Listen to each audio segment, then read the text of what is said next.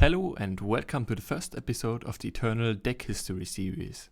In this series I talk about the history of a specific archetype in detail, in this case about Talir Combo. The main basis for that will be my archive of Throne Tournament decklists. I will try to fill in the gaps with what I can find on YouTube, Discord, Eternal Warcry and Reddit, but you have to keep in mind that I wasn't around for all of Eternal's history and that it can be tough to find detailed information on how a deck developed between tournaments.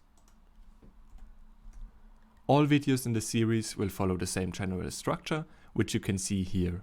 Firstly, I will shortly talk about the defining features of the deck, the parts that stayed constant throughout all of the deck's history. After that, I will go through the history of the deck in chronological order, divided into core phases, 6 in the case of Talir Combo. I will show example deck lists from those phases and talk about card choices and general developments and reasons behind them. At the end, I include a modern version of the archetype, either from someone else, when I can find one, or made by myself, and shortly talk about it. You can find all the deck lists, including that modern version, and all other important sources I used for each video, including a thanks to everyone who helped me with questions, in the description below. With that said, let's dive into today's archetype, Talir Combo. The core of each Talir Combo deck was the namesake card Talir Who Sees Beyond.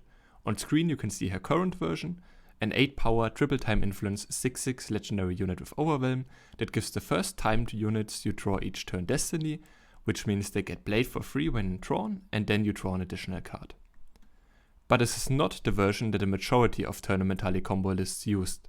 Until September 2nd, 2021, so for most of her competitive history, her effect gave all your time units destiny instead, not just the first two. With that effect you could consistently play your whole deck, or at least enough of it, to literally or basically win on the spot, as long as you played the right support cards, and mostly time units in your deck. Those support cards and the most prevalent faction combinations of Talir Combo decks changed over time, although Shadow was almost always part of it thanks to cheap void recursion cards that helped starting the combo. I will go over all those changes chronologically, starting with the early era before the release of Merchants. Called pre-market experiments. Despite being a part of Set 1, the Empty Throne, Talir did not see any tournament success until the release of the single faction Merchants in June 2018, but earlier versions of Talir Combo exist on Eternal Warcry. The first real combo version was posted by Arengee in April 2017. They combined Talir with a unit we will see a lot of today, Vodakhan Temple Speaker. He's a 7-cost compare unit, which means he gets destiny from Talir, and he gives all your power destiny. That means that if you have both Talir and him in play, you get all your time units and all your power cards played for free. Arengee's list was still playing a lot of cards other than time units and power, though, and it was missing a way to win the game, or to at least protect your big destiny board against the board wipe like Harsh Rule. Wusak resolved both of those problems with their TGS Talir Combo list from April 2018. Their deck only included power, time units and one copy of Grinwa Judge of Battles. With only Grinwa as a non-hit for your combo, Talir and Vodakhan would draw your whole deck, or at least most of it, because you were and still are limited to 50 free cards per turn. The only card that wouldn't get destiny was Grinwa, which you would draw normally, and then play her after your combo by sacrificing Vodakhan for board space. Grinwa would then trigger, because Vodakhan died, and deal Vodakhan's attack, which was very high thanks to playing all your power cards, or at least most of your power cards, as damage to the opponent, which was usually enough to win the game. Wusak also did something later Talir lists usually didn't do, but some unbugged combo decks did. They played 48 instead of the usual 25 power to make use of the way the mulligan works in Eternal. Any redraw will include 2 to 4 power, no matter how much power you play, so by playing 48 power and only 27 non-power cards, you get a higher chance of drawing specific non-power cards, which can be very good for combo decks like this. But up until the Set 4, the combo was way too clunky to see competitive success. You needed to draw and then play both Talir and Vodakhan, and you had no way to consistently start the Talir chain for free. That changed with the release of the original single faction Merchants in June 2018. Most importantly, Aurelian Merchant. Instead of the TJ's Grinwa variant, players decided to go with a Xenon variant with other win conditions and a lifesteal package built around Mask of Torment. That version, first posted on Eternal Warcry by Etalama and then refined by players like Isomorphic and Manues, used the old combo of Talir and Vodakhan, but with Vodakhan in the market instead of the main deck. You would draw him with Aurelian Merchant while you had a Talir on field to do your usual combo. If you had either Dark Return or later on Last Chance, you would combo with 9 or 8 power by playing Talir, then using that Void Recursion spell to draw Aurelian Merchant from your Void, which would be played immediately thanks to Destiny, and grab Vodakhan from the market, who would also get played for free thanks to Destiny, and draw additional cards, usually drawing your whole deck or at least most of it at that point. Sometimes you could also risk it with a soft combo of Talir plus a way to draw cards. For example, you could play Friendly Wisp and then play Talir after to draw 2 cards, and if you hit any time units, they would get played for free, and hopefully you would draw into like Aurelian Merchant. A similar situation for Talir into Last Chance or Dark Return to draw Temple Scribe from the Void. Of course, those combos didn't always work out. Sometimes you didn't draw into Aurelian Merchants, but even then you would usually end on a nice board, and if you got lucky and hit Merchant, you could just do the combo as usual. Just going for the full combo already won most games because you got a ton of power, a huge board, and the potential to ultimate several Mask of Torments on the next turn. But all 3 tournament topping lists from 2018 also included an additional win condition. This first list, you can see on screen, is one of the 3 lists that Flash 2351 brought to the ETS Invitational of the 3rd season 2018. Just in case anyone is wondering about the market, I had to stitch it together with editing because you can't add a non-sigil or bargain card to the market anymore if you already have a copy of it in the main deck since spring 2020. Before that you could do that. So they played Talir both in main deck and market, same for Lumen Defender and Mask of Torment. And you can't do that in-game anymore, so I had to edit it in. Flash played the aforementioned lifesteal package with Mask, and triggers like Devoted Verge and Lumen Defender, additional ramp and power searches like Initiate of Sense and Talir's Favor to consistently hit at 8 to 11 power on curve, or optimally even earlier, and additional card draw like Devour and Temple Scribe to find their combo pieces. Despite playing a lot of non-hits for the combo rarely missed because Dark Return and Devour could continue it as long as you had the power to play them, which you could get from Vodakhan, and because you had a lot of time units to draw additional cards to basically make up for a card that would not enhance the combo. Flash didn't play a completely safe win condition like Grimvar for the games where the combo wasn't enough, but Xenon Initiation could be grabbed from the market while you comboed to kill the opponent with a Talir that had their stats doubled by multiple Arlets as long as the opponent had a unit in play. Because Talir was already a 6/6 with Overwhelm, if you doubled her stats twice, it was a 24/24 with Overwhelm, which was maybe already enough, and if you had a 3rd Arlet, it was definitely enough. You could do that consistently back then because Destiny worked differently. If you drew a Destiny unit with a full board, you still got a choice to play it by sacrificing one of your units, so you could arrange your board until you had enough Arlets and then play a Talir that you drew either from your deck or from your Void with a Dark Return. The second list you can see now, which Turbo played to a top 4 in the Invitational of the 4th ETS season of 2018, was very similar to Flash's list, but there are some notable changes. Turbo decided to replace the lifesteal package with a Nightfall package. Duskwalker could ramp into Talir on his own, and Magus was a strong roguelike against aggro, and the symmetrical card draw from both helped you find your combo pieces. Turbo also added a Sindel Revealed in Last Chance, 2 cards that came out after the Season 3 Invitational. Last Chance was a cheaper combo starter than Dark Return, and a Sindel could act as an alternative win condition in games where you couldn't successfully use the combo. The last important change was to replace Xenon Initiation and Market with Banish to have a more consistent removal spell, and to use 1 copy of Lumen Reclaimer in the main deck as win condition for grindier games instead. Reclaimer couldn't win the game on the spot like Initiation could sometimes, but she could shuffle your Void back in and allow you to just start the combo again next turn as long as you had some stuff in hand or on field to set it up, which was usually enough to win the game. But both of those win conditions became a lot worse with a change to the Destiny mechanic in late November of 2018. After the change, you wouldn't get the option to play a Destiny unit on a full board anymore. Instead, it would get discarded automatically and you would draw another card. As stated by Direwolf, that was primarily intended to be a quality of life instead of a balance patch. because giving the Talir player a decision anytime they drew a Destiny unit with a full board made the game unbearably slow, especially for the opponent. But even though it wasn't really designed as a balanced patch, it was still a clear nerf to Talir, proven by the fact that Direwolf granted the full 3200 shift zone in the period after the patch for anyone who destroyed the Talir they crafted before. That nerf did not affect the main combo. You could still cycle through your whole deck with Talir plus Vodakhan, but you couldn't set up the Dream board in the process anymore, which made it harder to get a big Talir for initiation or to consistently get Reclaimer at the end of your combo.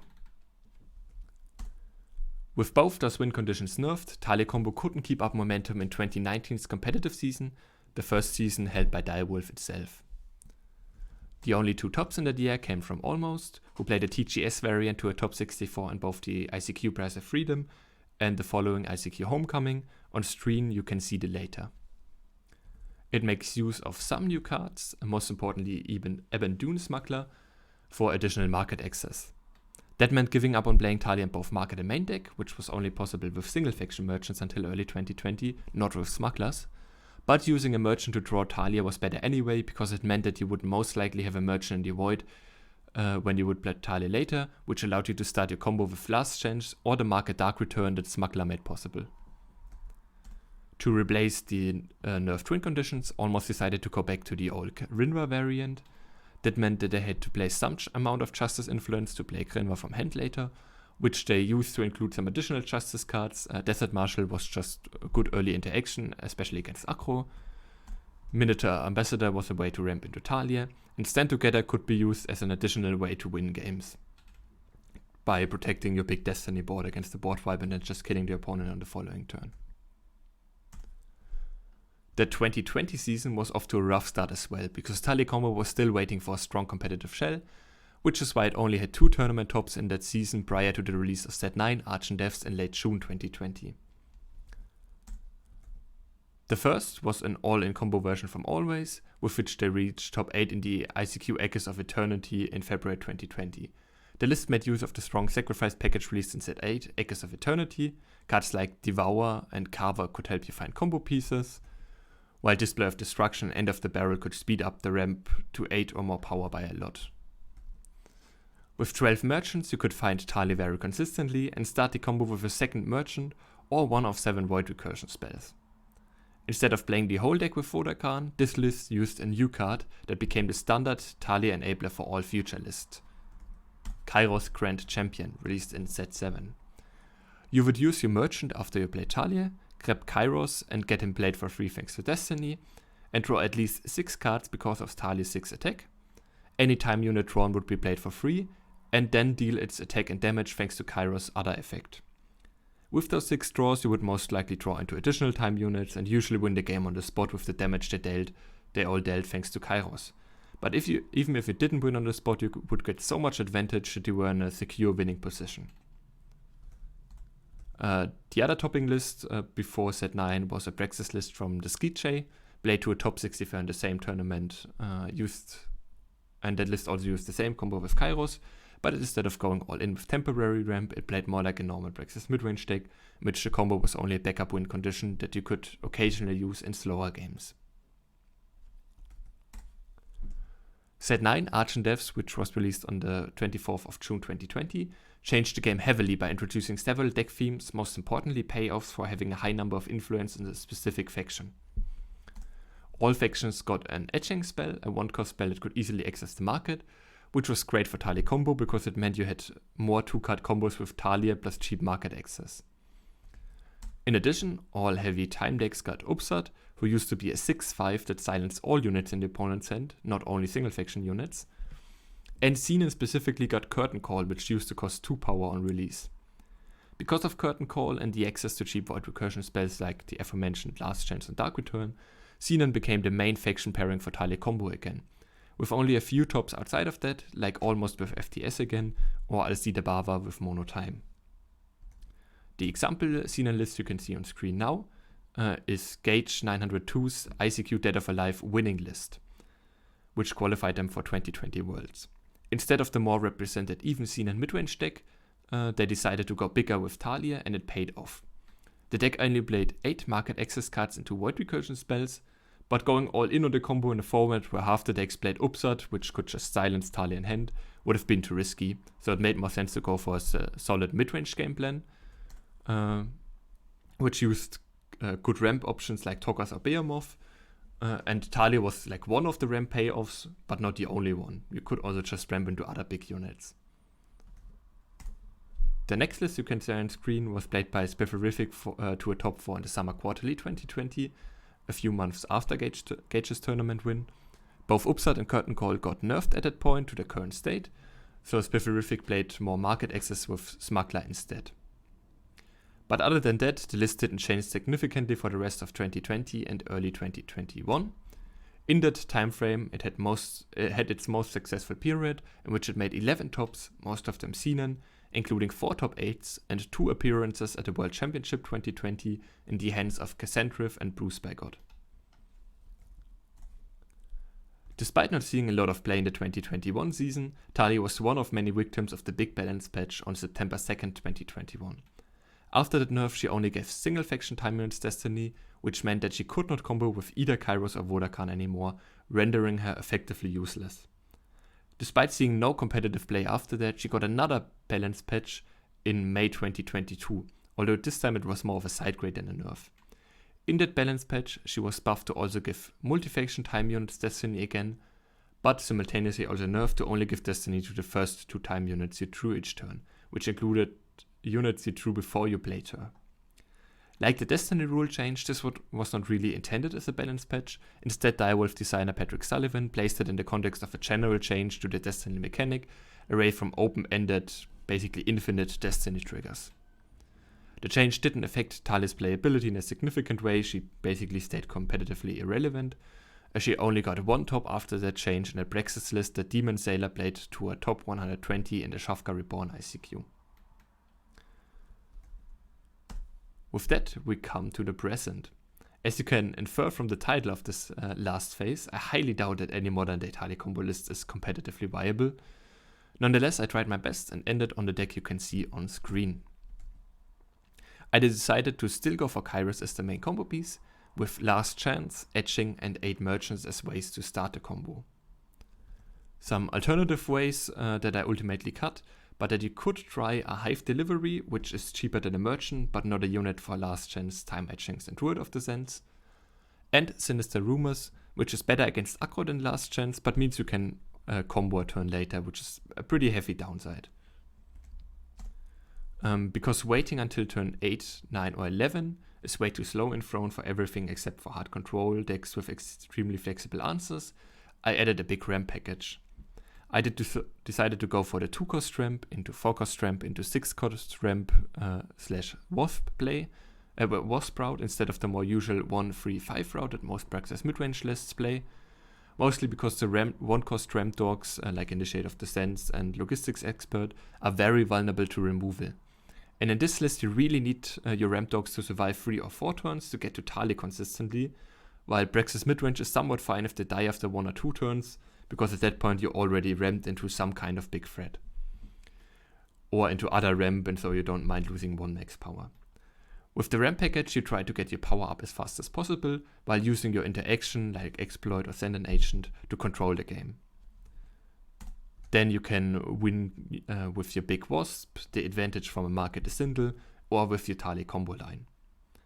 That Talir combo line at most gets 1 unit you draw with Kairos for free, because Kairos is at best the first time unit you draw each turn, so only the second, which means the first unit you draw with Kairos will get Destiny. But even that is enough to win a lot of matchups, because you end up with a strong board, at least Kairos plus Talir, maybe some other units, and a full hand. And if the opponent can't kill Kairos, you can deal a ton of damage next turn. One thing to keep in mind with the combo though, that is you have to use Talir plus Last Chance for a Merchant. You don't get a Destiny Kairos if you already drew a time unit at the start of your turn, because Kairos would then be the 3rd time unit you drew the turn. Overall, I would say the deck felt a bit better than I expected, but I would still say that it's not a very competitive option right now. It's fine in Throne on ladder, but it's definitely not the best deck. If you just want to play a good time midrange deck, I would recommend to just play Praxis midrange instead. So I just recommend to craft with caution. If you want to try Talir combo again, go ahead, but it's not a good ladder grinder. This marks the end of the first episode of the Eternal Deck History series. If you haven't already, you can check out my Eternal Top 10 series, including an introductory video on my channel. Thanks everyone for tuning in. Have a nice week.